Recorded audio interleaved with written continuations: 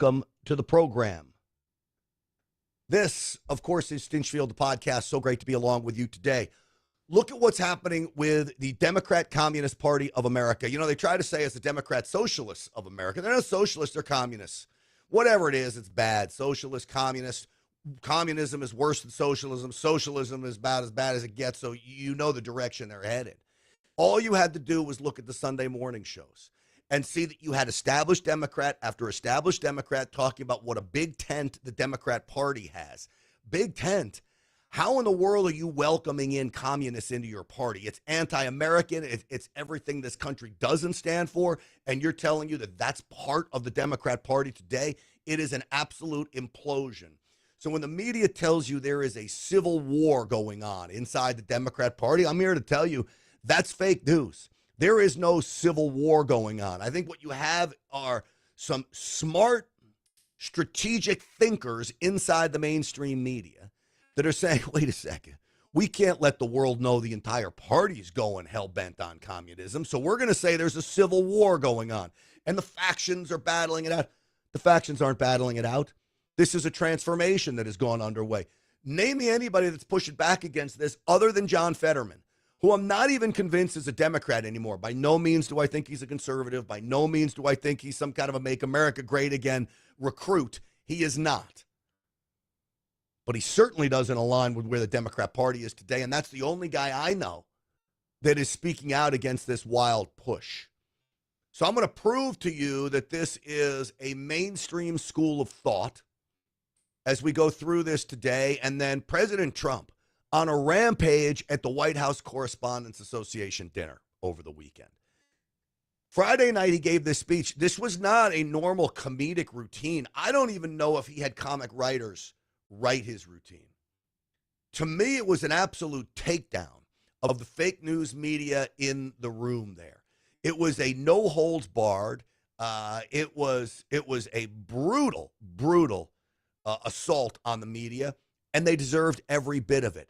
At times, I felt a little uncomfortable because I'm so used to seeing presidents joking around and laughing. This was really, there were no jokes here. I think the president is fed up with the fake news media, and who can blame him for that? So we're going to talk about that on the program today as well. All right, before we get the show started, folks, you know what I want to tell you about. My friends over at Lost Soldier Oil and Gas. Exciting times for the Lost Soldier project. This is 40,000 acres in Wyoming's Bison Basin. You have an opportunity, if you are an accredited investor, to take part in this private placement. 2 drilling rigs have already been purchased. They already have 2 wells in. A third deep well is set to go in to see just how high and how, I guess I should say, how wide these stacked formations of natural gas are inside this. They've already hit gas. They want to see where the horizontal wells have to be drilled before the fracking starts. All this is exciting. You still have an opportunity to get involved with Lost Soldier. That's lostsoldier.com, lostsoldier.com. Again, you have to be an accredited investor. But if you click on the Invest Now button, a member of the team will call you back. They'll go through the whole project. They can go through some of the predictions of what the returns will be. I can tell you this does involve stock ownership in Lost Soldier. It does involve royalties and overriding royalties, and then the tax benefits. Thanks to President Trump's One Big Beautiful Bill are pretty fabulous on this. LostSoldier.com. It's a chance to be part of President Trump's energy resurgence in America. Really doing some good. LostSoldier.com. That's LostSoldier.com. With that, let's get the show started. Uncensored and unapologetic. This is Stinchfield. Here's your host, Grant Stinchfield. All right, well, welcome back, everybody. Great to be here. So, the mainstream media is telling us that the Democrat Party is in the midst of a civil war. You've got the socialist commie crowd versus the establishment crowd that somehow still embraces capitalism. I don't think so. I don't know a Democrat that has offered up a capitalistic policy in decades, mind you. But they want you to believe that there's this war going on when there is no war going on. There has been a complete transformation of the Democrats. They've gone hard, wacky, radical left. Chuck Schumer used to be pro-Israel. Now Chuck Schumer, the Jew from New York, is now, might as well be a Palestinian. He embraces openly Hamas. That shows you where the Democrat Party is. You've got senators coming out and telling us they're an open tent.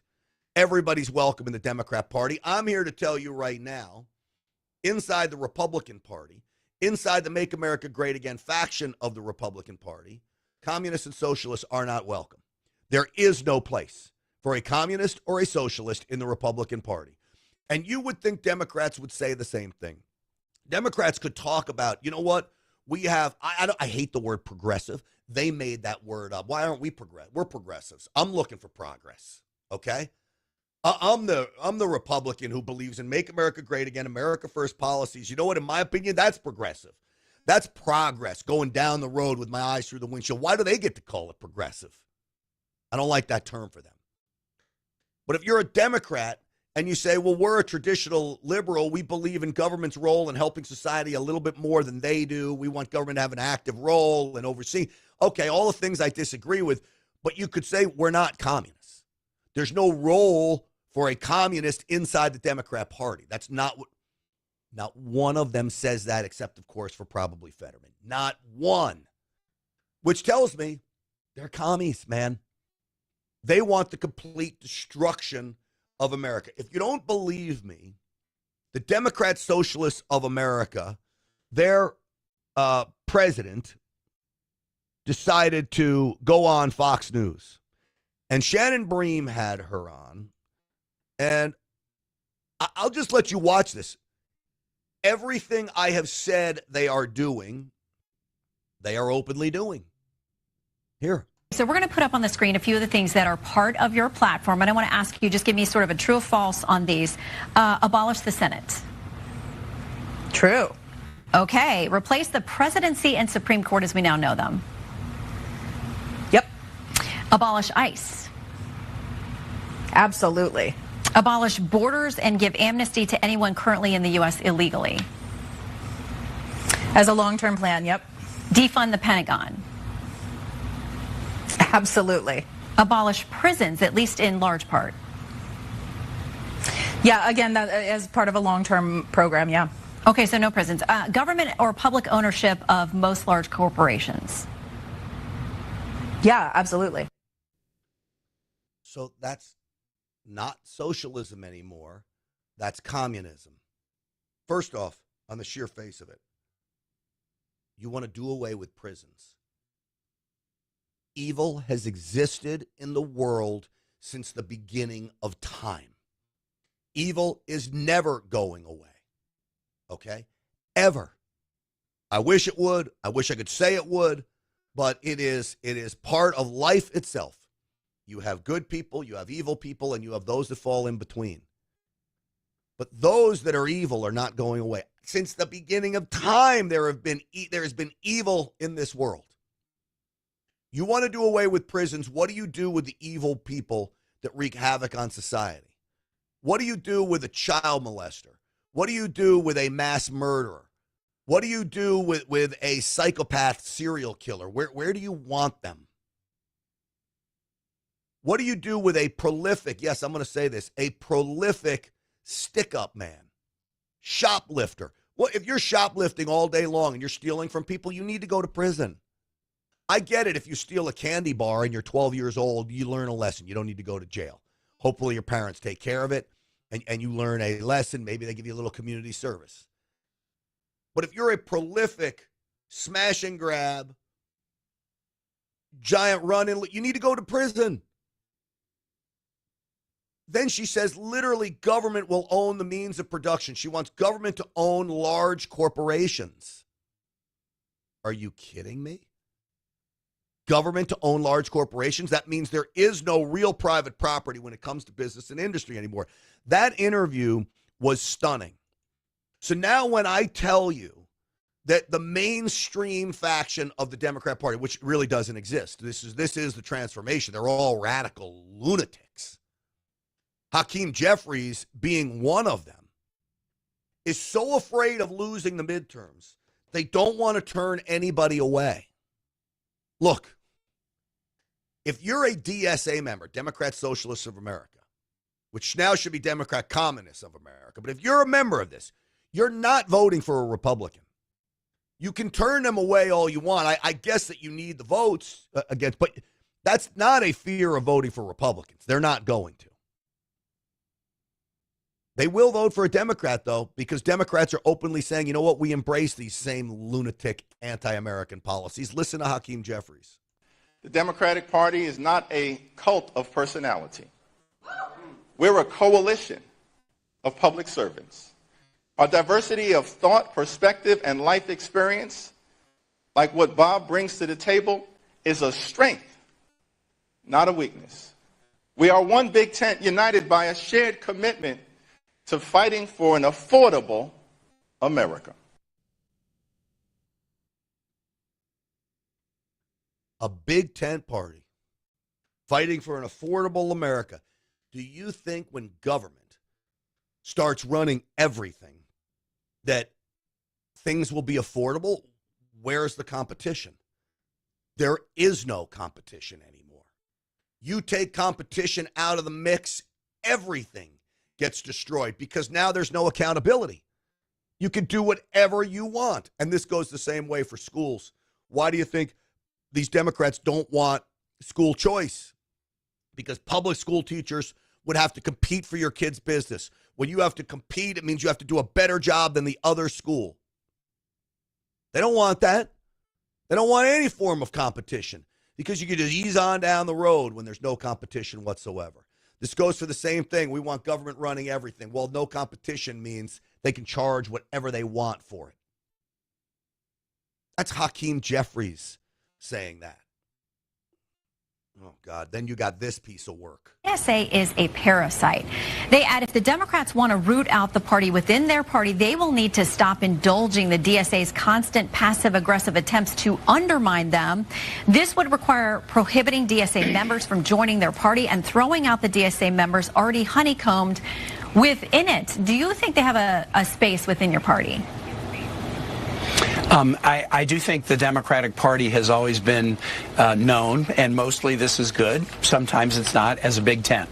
And so I don't think that somebody says, I'm a DSA candidate. I don't think you should use that to throw them out. Why would you do that? Candidates have to rise and fall on their own merits. And so, you know, whether you're a DSA member or a third-way Democrat or, you know, I just call myself a small D Democrat, people have to put their platform before voters and try to be responsive to voters, and voters get to judge them. But to have a litmus test that if somebody says, hey, I'm a DSA member, you know, they can't be part of the party, I strongly disagree with that. Do you hear what he's saying? You strongly disagree that you don't want them anywhere near the Democrat Party. This is child molestation is the worst ever, okay? But I guess I struggle to make the comparison because child molesting is so bad. But it's like saying, you know what, I just want votes. So if you're a child molester, you're welcome in the party. It's a big tent party. You're welcome as long as you vote for us. Well, no, I'm telling you as Republicans, I don't want child molesters. I don't want communists. I don't want child molesters. I really don't want murderers. If you've done your time and you're out of prison, you know, I mean, you're not supposed to vote. You know, if you've repented.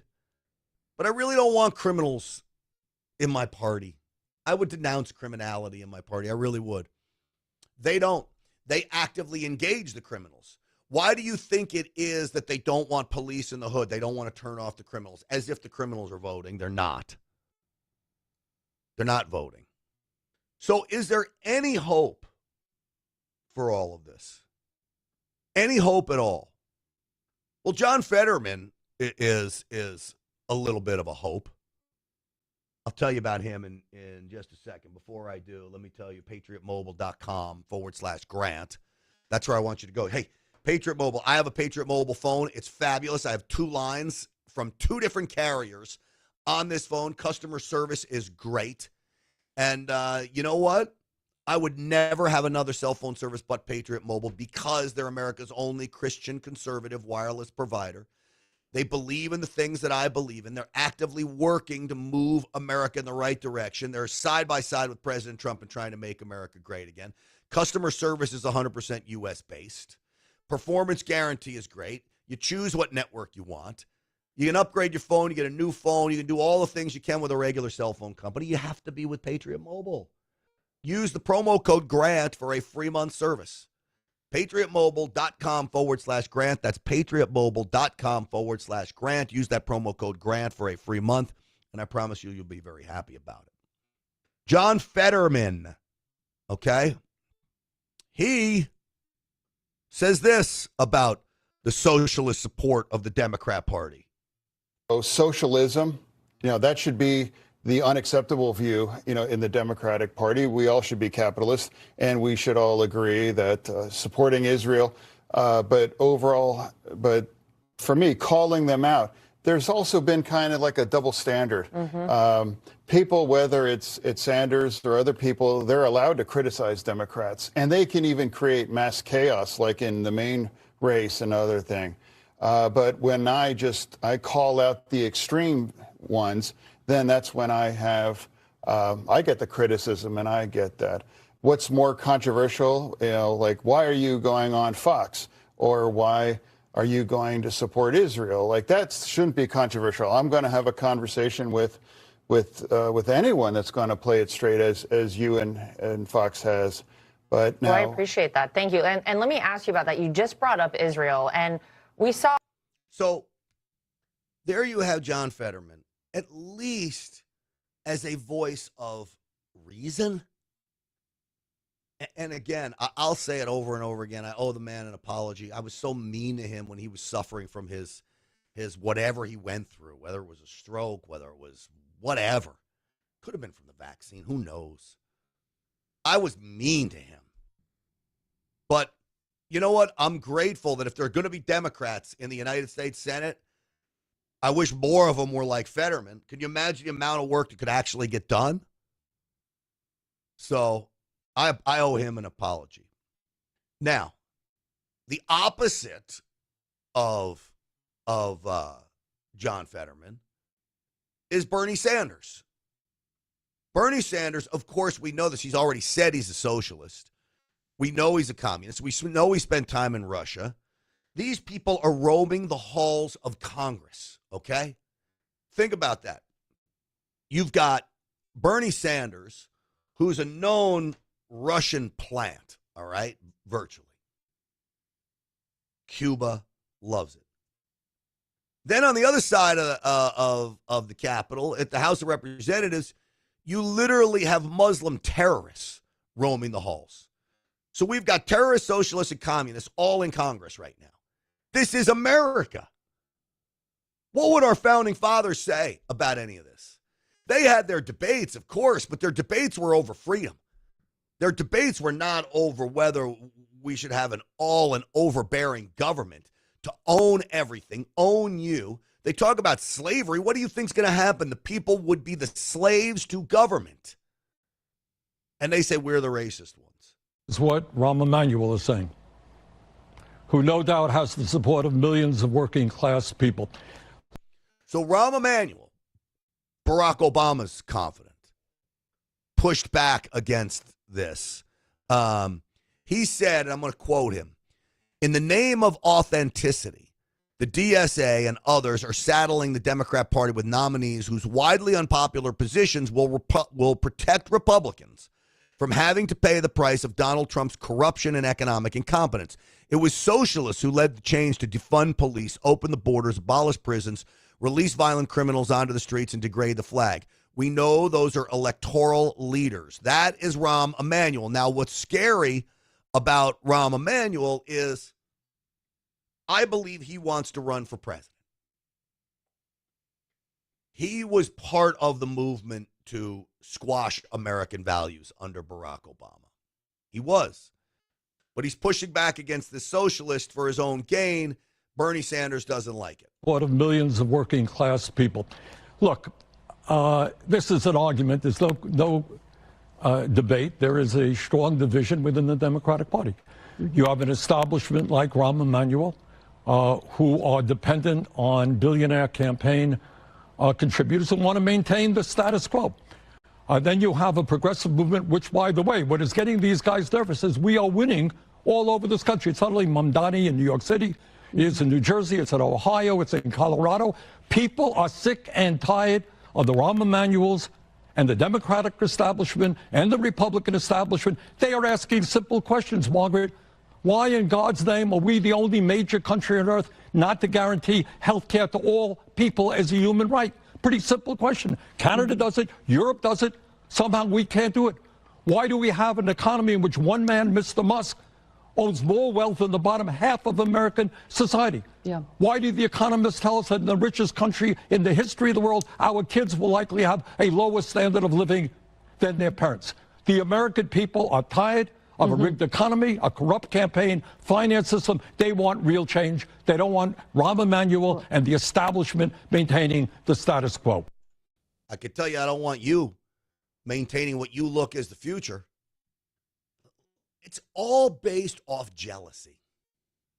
When you're inferior, you want to bring everybody down to your level. This is the problem with Democrats. Their policies are inferior. Truthfully, they're mentally ill, so it makes them inferior. They're not as smart as Republicans. So they need to bring everybody down to their level. What's the best way to do that? A communist system where the government owns everything. You have no more advancements in technology. You have no more striving to be the best because competition's been wiped out. So this goes great when you're a dope like Bernie Sanders. But don't let Bernie Sanders totally fool you. How many houses does the guy own? Like 3? The guy's a multimillionaire. Yet they always bring up Elon Musk, who was the world's first trillionaire not to be a trillionaire again. You know, the Tesla's falling in the stock has made Elon Musk not a trillionaire anymore. But close, but not a trillionaire. But my point to this is, who cares? Who cares how much Elon Musk has? He's creating jobs. He's making America better with technology. You think about these robo-taxis he's putting out. You think about the robots that he's working on. You think about space travel that he's working on, the satellites, the internet that he's bringing to communities through his Starlink. He is making the world a better place. Why are you so upset that Elon Musk has trillions of dollars or $1 trillion or billions of dollars, whatever it is? Why are you so upset? Look, I don't even want $1 billion. Now, don't get me wrong. I would take $1 billion if I won the lottery and hit for $1 billion. Of course. Would it make life easy? Great. I will say this, I strive to make millions. But I'm not striving to be the world's next billionaire. Some people are. There are young kids out there that are creating things and working, and their goal is to be a billionaire. It was never my goal. My goal was to be a millionaire and live comfortably, a multimillionaire. And that now stems, you have to have, I think, probably at least $10 million to $20 million to live in that realm. I know that sounds absolutely wild, but that would be the utmost comfort for me where I know I wouldn't have to worry anymore. So where Elon is, I don't need $100 million, though that would be nice. I don't need 200. I certainly don't need $1 billion. Why is he so jealous about success? And then they talk about our kids. Our kids will not live as good as our parents did. That may be true. My father is probably more successful than I am, though I probably make more money than he did. But along the way, with real estate and all that, he's going to be better. He's going to retire better off unless I have something come through for me pretty quickly. My father probably is better off than I am. But I'm still pretty damn good, okay? And I want my son to be better than him. We all want our kids to be better than we made it. But if it's pretty damn good, is that bad? I mean, he's crying about kids aren't going to live up to the standard their parents lived up to in America. But do you understand the kids in America live at a standard no other country lives in? Even kids in poverty in America have a PlayStation in their house and are walking around with Air Jordans on. That is not happening in El Salvador or Nicaragua. They're lucky if they have a floor in their house. But Bernie Sanders doesn't want to doesn't want to acknowledge that. So the good news is this doesn't appear to be working with the masses. It only appears to be working with leadership, elected leaders. Here's Harry Enton. For Democrats, he's constantly the bearer of bad news for the Democrat Party. He works for NBC, MS Now, but he was on Meet the Press. Season, socialists winning Democratic primaries, candidates from the far left. And look at this here. Among Democrats, this is that Fox poll, a majority have a favorable view of socialism. Step outside the Democratic Party, it's a totally different world. Look at independence, socialism, deeply unpopular there. So is that a vulnerability for Democrats that would keep them from capitalizing on Trump's obvious weaknesses here? Look more specifically at the two chambers here. Senate side, this, if you're a Democrat, this is the particularly tough one. They need a net gain of 4 seats to get control of the Senate. Take a look at the map here. How would they get 4? 4 is their target number. There's first thing, they can't lose ground. Georgia, New Hampshire, Michigan, Democratic seats, big primary coming up in Michigan in a few weeks there. They could have general election implications. Democrats have to win those just to not lose ground. Then the 2 Republican seats they think they have the best shot at would be Susan Collins in Maine. Democrats have a new candidate there now. And in North Carolina, where Democrats have nominated the former governor. So you hear him lay it out. Not good news for Democrats. I still believe most people in America, most people, most working class Americans, I don't want to say they love America because I don't know if that's true. I think it takes a special breed of person to really embrace this country and love it. And I think by and large, that's members of the Republican Party, Trump supporters, MAGA, certainly. I think everyday Americans don't know how good they have it. I don't think they love America like you and I love America. I really don't. So I don't even know that they know to push back. Are they even aware of what's going on? Are they even watching the news? They're certainly not watching programs like this. They're probably getting their news from TMZ or, they're on Instagram and they're seeing fake news being pushed out. AI videos they think is real. Most people are dumb. They really are. And so, that's the shame of this.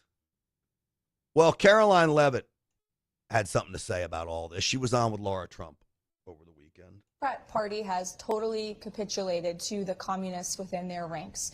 Communism has never worked, and it's very scary that a major political party in this country, the Democrat Party, is being controlled by communists. And their only real answer to any problem is to just take more from the individuals who make that country great and give it to the government. It sounds great to have free food, free health care, free rent, but who's paying for all of that?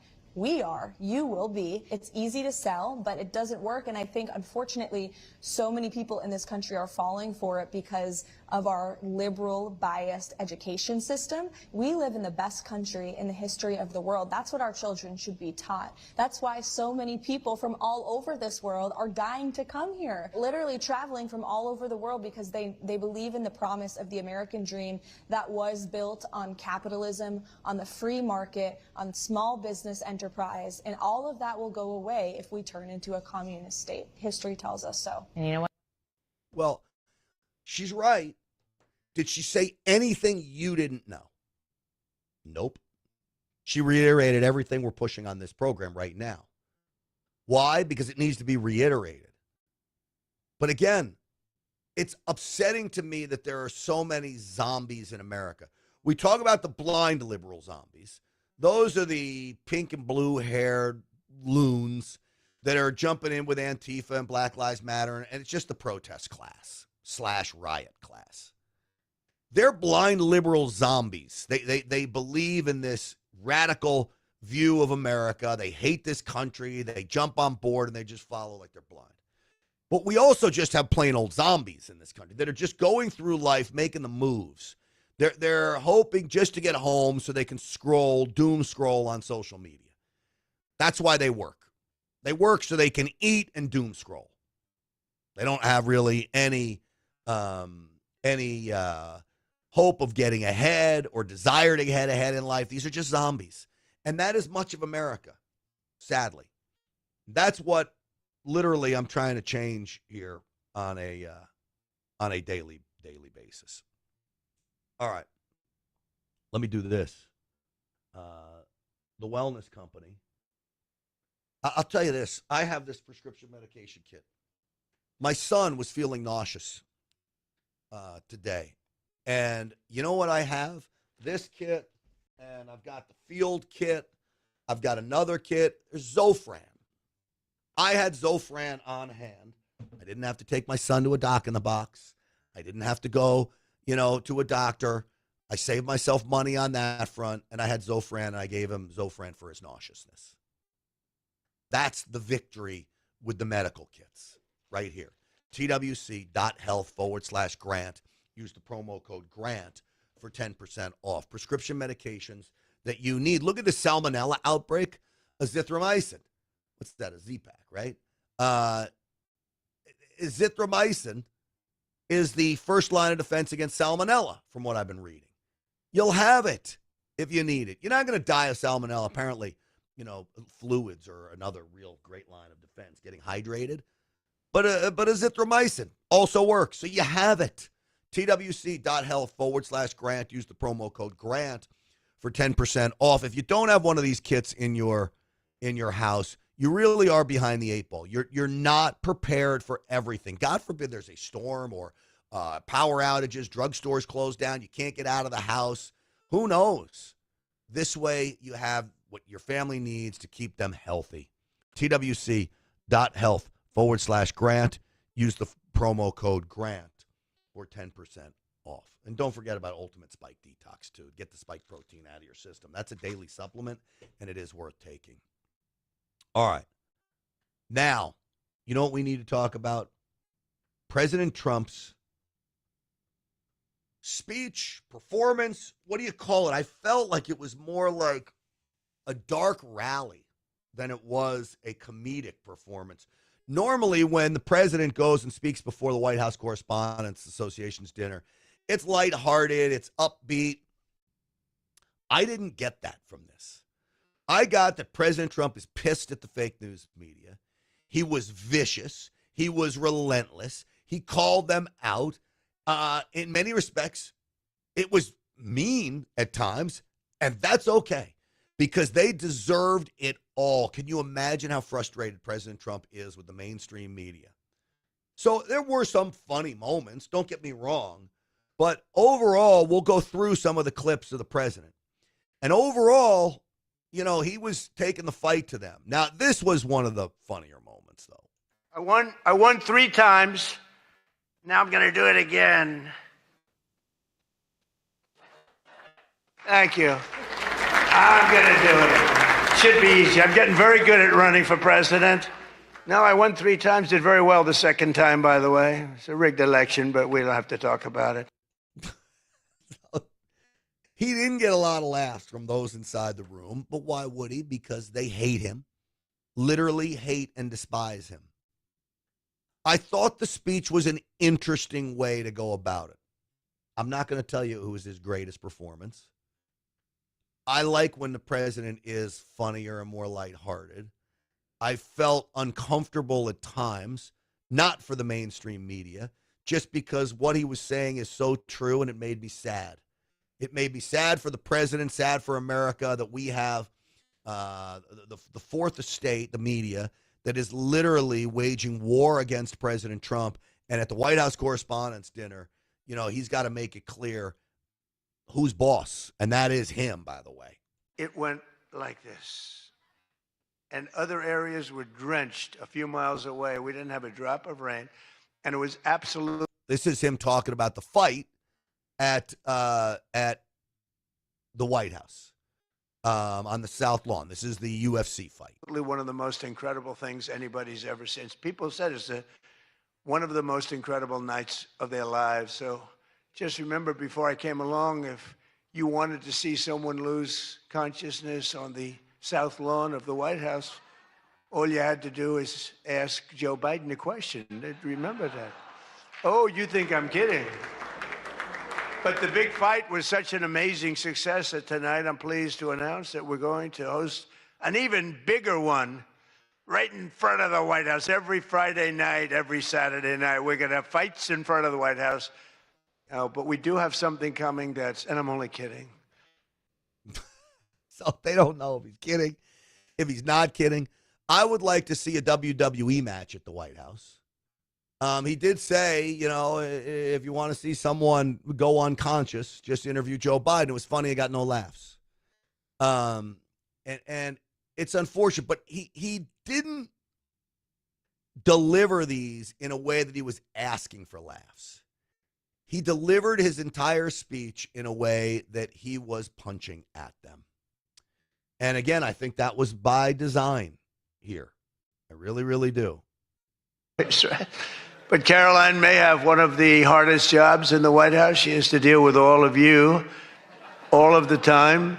And you can be very difficult. You can be very, very difficult people. But I'm probably being a little bit oversensitive. Sometimes I really do think that some of you don't like me. In fact, I read a report. I get 93% negative publicity. 93. So how the hell did I win the election by so much?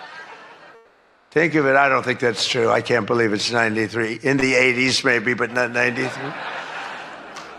But this place is really the largest group of Trump derangement syndrome people ever put together at one time, I suspect.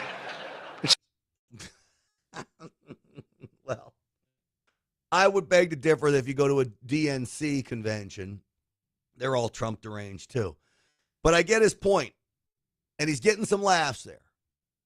They are Trump deranged. They hate him because he wants to upend the system. I don't need to tell you this over and over again. He's doing a great job with it. He also is creating a legacy that will be very hard for any future president to compete with when you look at what he's doing on a global stage and on a stage here as well. I'm curious in the chats. Did you think he did a good job? And be honest with me.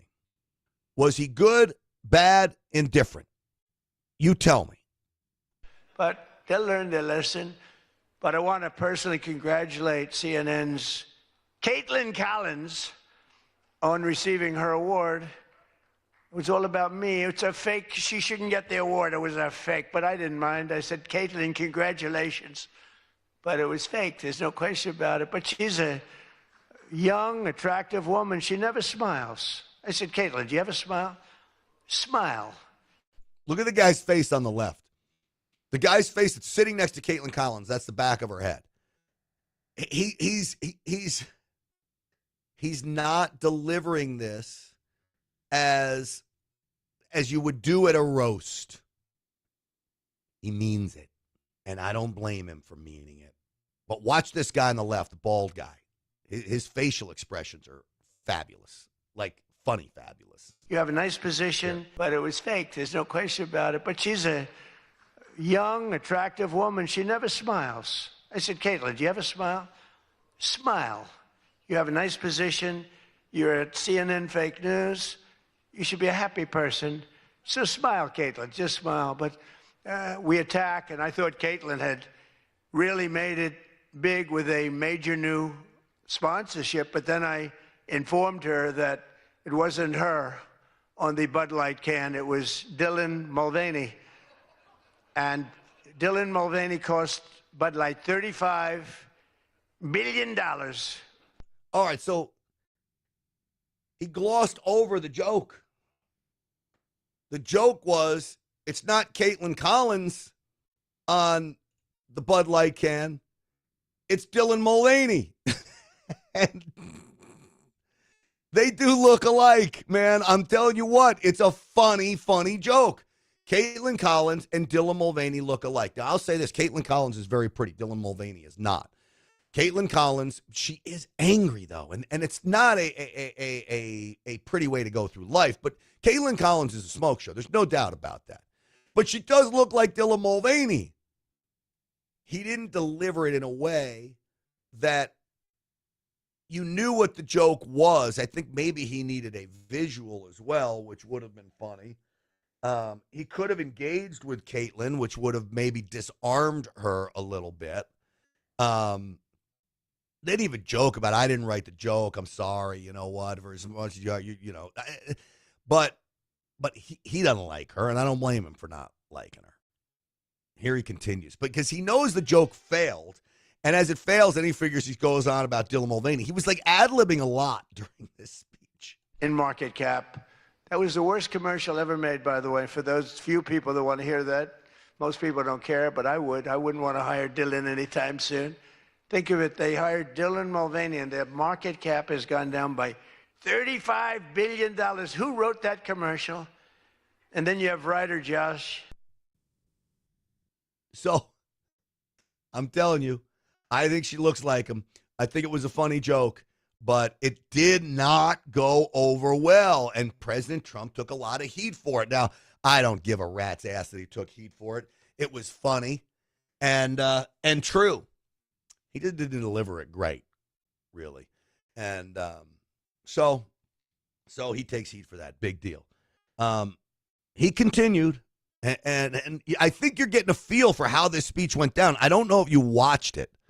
But Simona writes, the crowd of all these fake news media, they're miserable people, TDS virus. It is true. I think Ghetto Shack writes, looks mean, nothing when a person is an a-hole. Well, that is true, but I'd rather be a good-looking a-hole than a bad-looking a-hole, right? Come on. I saw him, and he did a certain thing, and then you one man that we had who should be here, he turned Palestinian. This was a man who was 100% for Israel. 100%. Chuck Schumer, crying Chuck. Remember, he cried at the airport over illegal immigrants. They were the fakest tears. There were people throwing water in his face.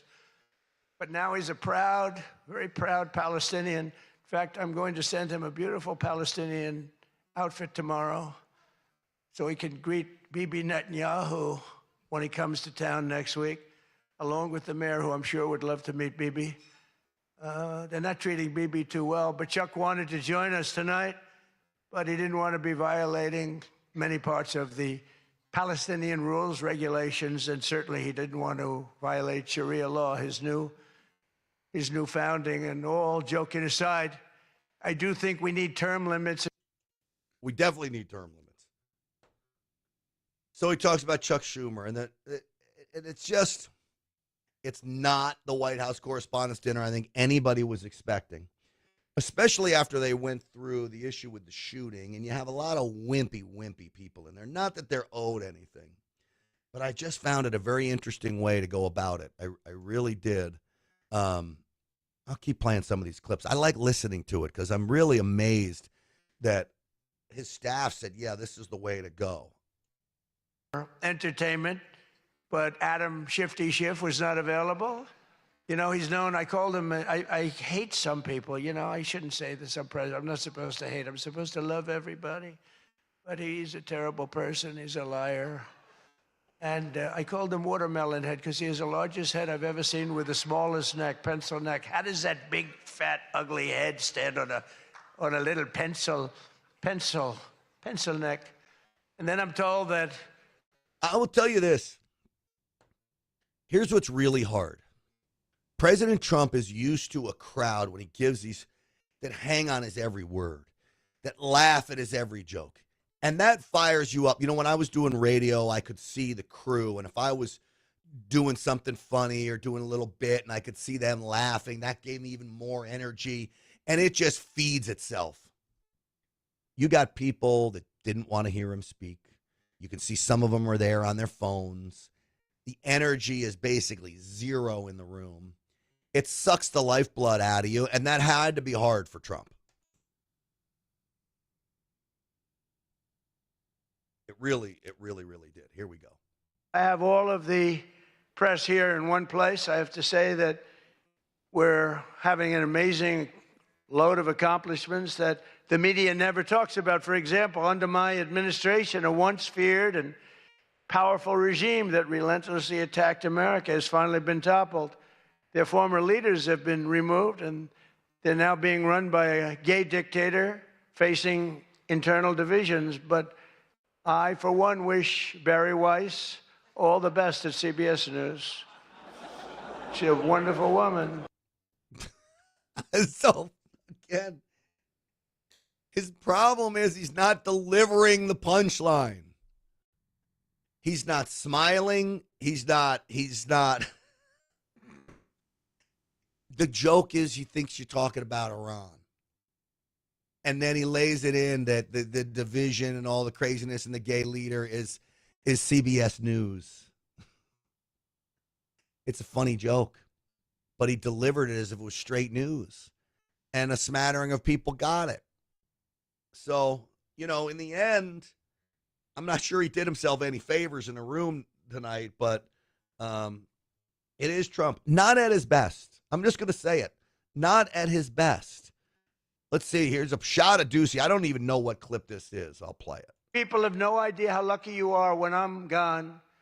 You're all going to be broke. Your business model is going to be finished. No, it's true. When I'm not around, you're going to be broke. There's not going to be anybody to report on. Nobody gives a damn about anybody else. The New York Times the other day had 5 stories about me. Before I got into politics, in my whole life, I had 7 front page stories. This is years of success. I think 6 were good, 1 was bad. I had 5 stories, 7, 5 good. Yeah, I had a total of 7 stories on the front page of the New York Times. That's not bad. Now I average about 3 or 4 a day. All different topics, all bad, everything bad. But here we are. Here we are. In fact, when I'm finished, I'm going right back to the Oval Office. So I have to be doing okay. But we are all doing good together. That's why tonight, to show just how much I care about the press, and I want to save your ratings, I'm pleased to announce my intention to, and this is somewhat of a scoop, my intention to run for a 4th term as President of the United States. I will be doing that. I will be having an official, in fact, I think I have, I won 3 times. Now I'm going to do it again. Thank you. I'm going to do it. Should be easy. I'm getting very good at running for president. Now I won. It's a good way to end it on. That was the best one of the whole night, probably. Announcing my intention to run for a 4th term. They didn't care. I don't know. What do you think? Good speech? Bad speech? I'm curious.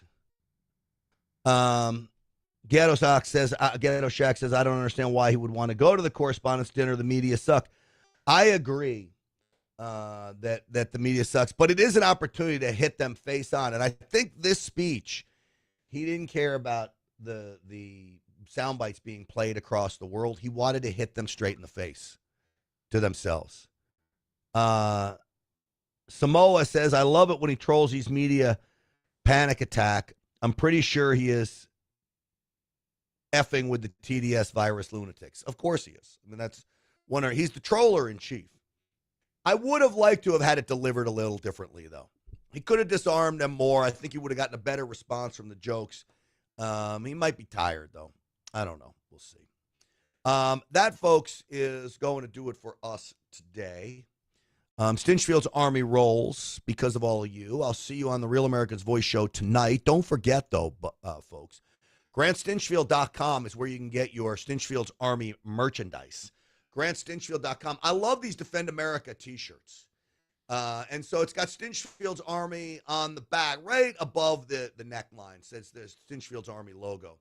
So get your shirts today. Stinchfield's Army, GrantStinchfield.com, GrantStinchfield.com. Just click on the merch button, and you can get it right there. I appreciate all of you watching, folks. You guys have a great day. We'll see you tonight on the Real America's Voice show. Take it easy.